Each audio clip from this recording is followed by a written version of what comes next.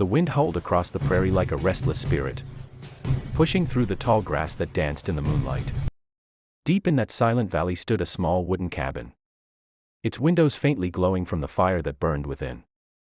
It was the only light for miles, an island of warmth in a sea of darkness. Inside lived a woman named Clara. For 5 long years, she had called this stretch of wilderness home. Her only companions were the creak of the old floorboards, the soft hum of the wind, and the distant cry of coyotes. She had built a life from the ashes of a tragedy. Her husband had died during a brutal winter storm, leaving her with a piece of land, a rifle, and a heart that no longer dared to hope. Yet, Clara endured. She fixed fences, chopped wood, milked the single cow she kept for milk, and tended to her small garden. She was tough, like the land she called home. That night, as the cold grew sharper, she heard something strange beyond the flickering window: hoofbeats. Not one. Many. Her hand instinctively reached for the rifle resting by the door. No one rode this far into the valley without reason. Her pulse thudded against her ribs as the hoofbeats grew louder, heavier. Then came the shadows, 7. Massive figures on horseback emerging through the dark like warriors from another world. The moon caught their silhouettes first, then their paint, their feathers, and the proud way they sat their horses. They were Comanche. Fierce, proud, legendary. Clara's breath caught in her throat. The men pulled their horses to a stop a few paces from her porch. Their leader, a broad-shouldered warrior with long black hair tied back with leather, raised a hand, not in threat, but in request. His voice, low and rough from the wind, broke the night. "Shelter," he said slowly, as if carefully picking the English word. "Storm coming." She glanced past him and saw it, a dark curtain rolling over the horizon, swallowing the stars. A blizzard. She could turn them away, but she'd be leaving them to freeze in that coming storm. And Clara, though cautious, wasn't cruel. She nodded once. "Bring the horses to the barn," she said firmly. "And no trouble inside." One by one, the warriors dismounted, moving with quiet discipline. These were not ordinary men, they carried the calm weight of people who had survived much. Inside the cabin, they sat close to the fire, steam rising from their clothes as the snow began to hammer against the windows. The warmth filled the room, but so did tension. Clara had lived alone so long that having 7 strangers inside felt like being in a dream she hadn't chosen. The leader introduced himself as Taka. His voice was measured, his eyes sharp but not unkind. His men respected him, that much was clear. They ate the stew she offered without complaint, nodding their thanks in silence. As the night deepened, the storm outside became a beast, roaring and clawing at the walls. Yet in that little cabin, there was unexpected calm. Clara found herself studying them, their hands rough from riding, their eyes alert but not cruel. They were warriors, but not here to harm. Taka sat closest to the fire, the flames painting gold on his skin. He watched her, too. Not like a predator.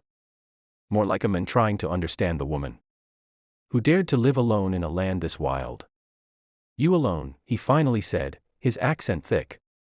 She nodded. "For 5 years." His brows lifted slightly. "Strong." She said nothing, but inside something stirred, something she hadn't felt in a long, long time. Over the next days, the storm held them captive. The blizzard raged without mercy, cutting off the cabin from the world. They worked together to keep the fire going, to make sure the animals didn't freeze, to split wood in the brief moments when the wind paused. Slowly, what had begun as silent caution grew into something warmer. One of the younger warriors fixed the door hinge that had been loose for months. Another helped her mend the roof where snow leaked in. Clara was not used to help. She had been her own army for years. But these men, without asking, became hands that made the burden lighter. Taka spoke to her more as the days passed. Sometimes it was broken English, sometimes quiet glances that didn't need words. He told her about his people, the old ways. The war, the pain of land taken. The pride they carried. She told him about the husband she lost. The nights she nearly gave up. And the stubborn fire that kept her alive. One night, when the blizzard howled so hard the walls trembled, she found herself sitting beside him near the fire. The room was dim, quiet except for the crackle of wood. Taka reached out, not to grab, not to claim, but to hand her a carved piece of bone shaped like a feather. For strength, he said. You have much. Her fingers brushed his. The warmth there was real. Strange. Dangerous. Beautiful. On the fifth morning, the storm broke. The sun rose over a world dressed in white, glittering like a new beginning. The warriors prepared to leave. Clara felt the old silence creeping back. A familiar cloak she both hated and understood. They saddled their horses, their breath clouding the air. Taka came to her last. He didn't ask to stay, and she didn't ask him to go. He simply looked at her, that same steady gaze that had burned into her over those days. Then he said softly, "Your fire. Strong. Like sun. Not many have." She didn't answer. But the feather he had given her now hung around her neck. Days turned into weeks. The cabin returned to its quiet, but the silence wasn't the same anymore. Something had been stirred awake. Then one evening, when the sky burned orange over the hills, she heard it again, hoofbeats. Only this time, it was just one rider. Taka. He dismounted, slower now. Less like a stranger and more like a man returning to something that called him back. He stood at the porch, snow dusting his hair. "Storm gone," he said simply. She folded her arms but couldn't stop. The smile pulling at the corners of her mouth. Yes. It's gone. That winter turned into a spring she would never forget. He came often, not to claim her land. Not to take what wasn't his. But to share quiet moments. Sometimes he brought deer. Sometimes she fixed his torn shirt by the fire. They spoke little, but everything they needed was in the silence. She taught him to read simple English words. He taught her the songs of the wind his people sang on cold nights.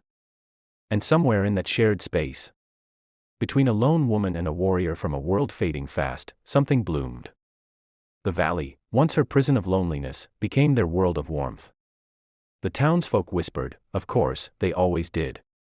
But Clara had stopped living for whispers a long time ago. What she saw in Taka wasn't danger. It was strength meeting strength. Fire meeting fire.